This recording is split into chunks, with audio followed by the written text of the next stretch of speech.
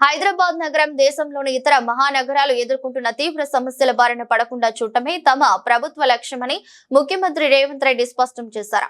ఈ దిశగా పటిష్ట చర్యలు చేపట్టేందుకు హైడ్రాను ఏర్పాటు చేశామని సికింద్రాబాద్ లోని బుద్ధ భవన్ లో నూతనంగా ఏర్పాటు చేసిన హైడ్రా పోలీస్ స్టేషన్ ను ఆయన ప్రారంభించారు. ఈ సందర్భంగా మాట్లాడుతూ బెంగళూరులో తాగునీటి ఎద్దడి, ముంబై, చెన్నై నగరాల్లో వరద బీభత్సం, ఢిల్లీలో వాయు కాలుష్యం వంటి పరిస్థితులు చూస్తున్నామని, అలాంటి దుస్థితి హైదరాబాద్ కు రాకుండా చూడటానికే ఎన్ని విమర్శలు ఎదురైనా ఆక్రమణలపై కఠినంగా వివరిస్తున్నామని తేల్చి చెప్పారు. మన పూర్వీకులు అందించిన చెరువులను కాపాడుకోవాల్సిన బాధ్యత మనందరిపైన ఉందని ముఖ్యమంత్రి అన్నారు. చెరువులు కనుమరుగైతే మానవ మనుగడకే ప్రమాదమని హెచ్చరించారు.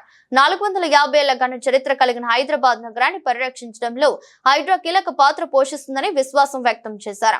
సుపరిపాలన కోసం రాజ్యాంగాన్ని అనేక సార్లు సవరించుకున్నట్లే నగరాభివృద్ధికి గత ముఖ్యమంత్రులు ఎన్నో చట్టాలు చేశారని గుర్తు చేశారు.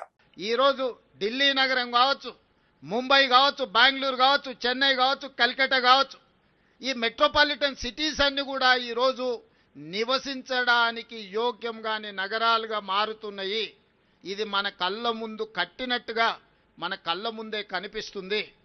ఇంత ఉపద్రవం ముంచుకొస్తున్నా ఆ ఉపద్రవం నుంచి మనము గుణపాఠం నేర్చుకోకపోతే, ఆ గుణపాఠం నుంచి మనము దాన్ని పాఠంగా స్వీకరించకపోతే రేపు హైదరాబాదు నగరం కూడా ఈ 4-5 నగరాలతో పాటు 6వ నగరంగా వాటి సరసన చేరే పరిస్థితులు ఉన్నాయి.